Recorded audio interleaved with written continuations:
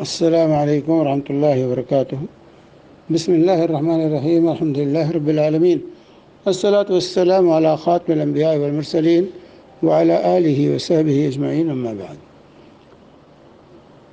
یہاں پر ایک اسٹیکر بھیجا گیا ہے، اس اسٹیکر سے متعلق سوال ہے۔ اس میں یہ تحریر ہے کہ آپ کو یاد دہانی کروانی ہے کہ 20 جولائی سوموار کو ماہ ذوالقعدہ کی 29 تاریخ ہے۔ تمام لوگ سوموار کی نماز مغرب سے پہلے اپنے بال کٹوا لیں اور ناخن تراشیں، پھر قربانی کے بعد ہی اپنے ناخن اور بال تراشیں۔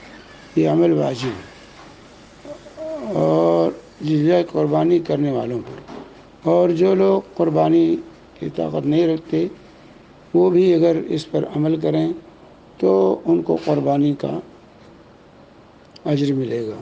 یہ جو ہے اسٹیکر میں یہ بات کہی گئی ہے۔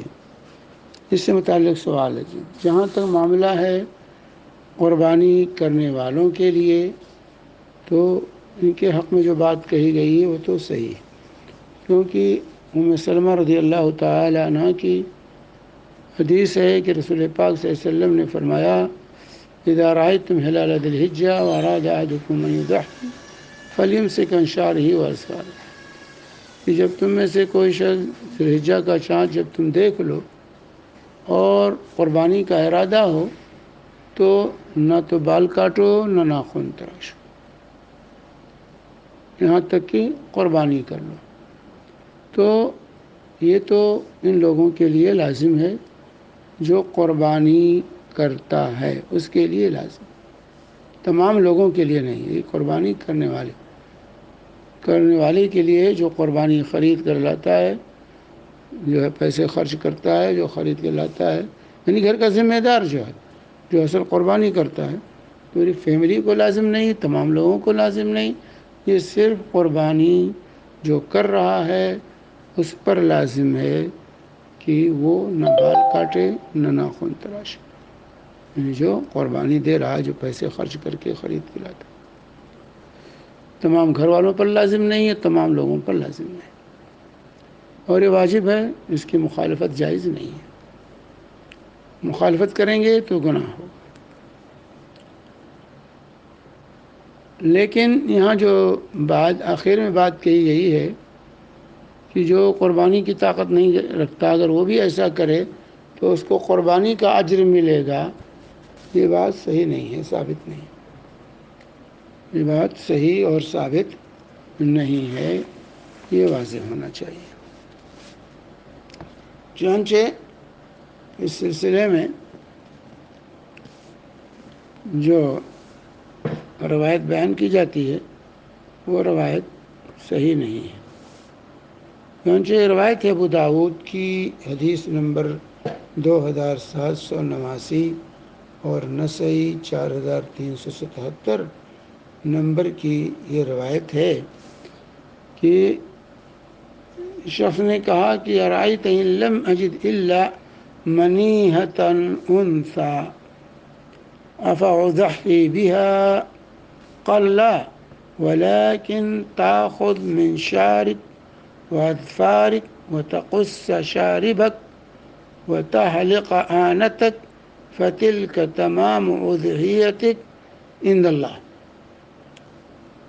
کہ ایک شخص نے کہا یا رسول اللہ میرے پاس تو قربانی کا جانور نہیں ہے، ایک دودھ پینے والی جو ہے، دودھ پلانے والی جو ہے بکری ہے، دودھ پینے کے لیے رکھا ہے اس کو، تو کیا میں اسی کو قربان کر دوں؟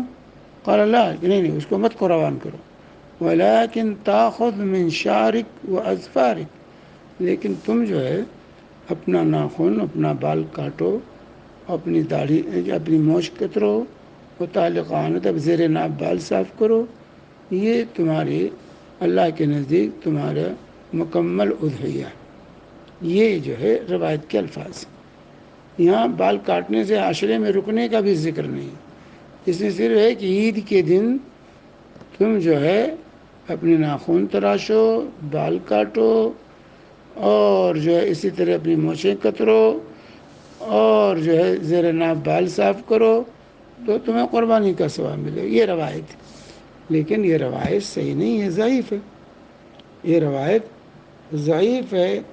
اس میں جو ہے عیسیٰ بن ہلال الصدفی راوی ہے جو مجہول ہے، اور شیخ البانی رحمہ اللہ نے اس کو ضعیف قرار دیا ہے، اس کو شیخ البانی رحمہ اللہ نے ضعیف قرار دیا ہے۔ تو جو ہے اس کو امام ذہبی نے بھی کہا کہ مجہول ہے، اور سلسلہ حدیث ضعیفہ دیکھیے 1342، تو بلکہ منکر و ضعیف کہا، اس روایت کو منکر اور ضعیف کہا ہے امام البانی رحمہ اللہ نے سلسلہ حدیث ضعیفہ حدیث نمبر 1342۔ تو یہ منکر اور ضعیف روایت ہے، اس کو جو ہے عام کرنا صحیح نہیں۔ وصلی اللہ علیہ محمد وعلی آلہ وصحبہ وسلم۔